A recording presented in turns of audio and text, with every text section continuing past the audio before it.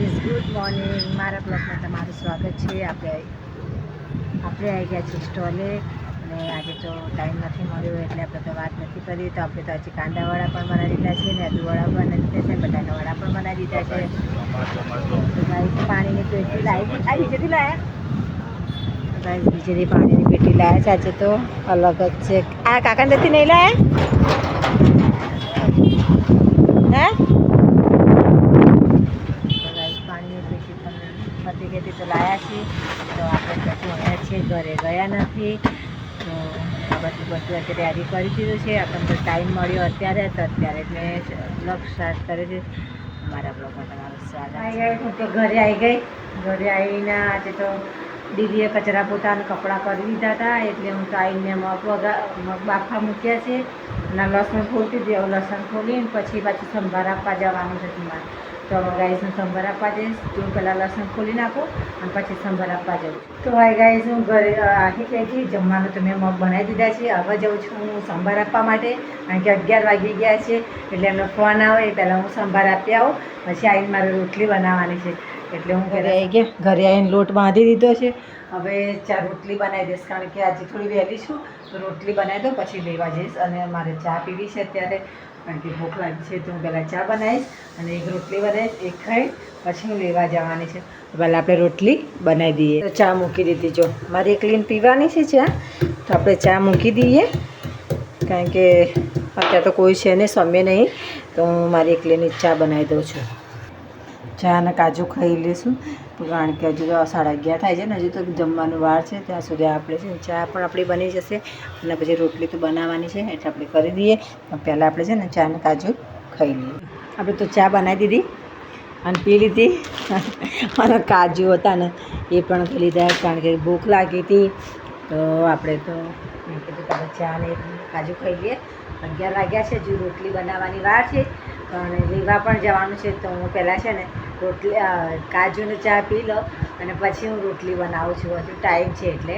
અને આજે તો ઇડલીનું કંઈ ઓર્ડર આવવાનો નથી એટલે આજે વધારે આપી દીધી છે એટલે હવે એટલે આપણે ચા અને નાસ્તો કરી પછી રોટલી બની.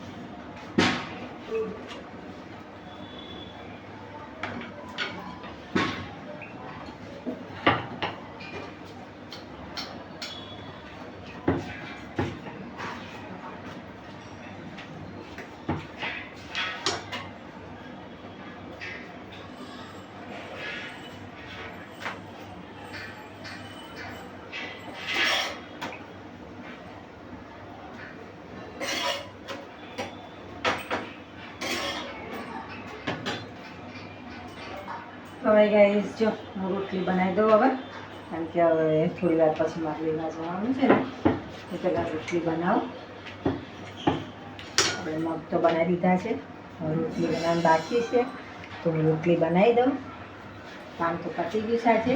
હવે રોટલી બનાવી પછી લેવા જઈશું. લઈને પછી સ્ટોલ પર જઈશું કારણ કે આજે સૌમ્યને વહેલું ટ્યુશન જવાનું છે એટલે આપણે વહેલું જમવાનું કરી દીધું છે આજે.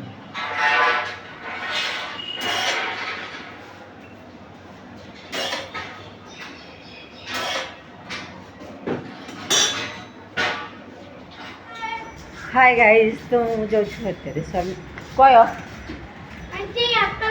ના ભાઈ મારો છોકરો નહીં, મારો ઓછો છોકરો છે. આ તો બાજુવાળાનો છે. તો ગાઈઝ હું જાઉં છું સૌમ્યને મૂકવા માટે એકેડમીમાં. તો સૌમ્ય કેટલા વાગે છૂટીશ તું? ક્યાં તો હાય ગાઈઝ હું જાઉં છું અત્યારે શાકભાજી લેવા માટે અને માર્કેટમાં. આપણે આજે જલ્દી દાળ બાફી દીધી છે કારણ કે સાંજે બહુ મોડું થાય છે જમવાનું બનાવવામાં. તો હું આજે જલ્દી દાળ બાફી દીધી છે. સોમુ કઈ જઈને આવ્યો તો બેટા? ક્યારનો ગયેલો?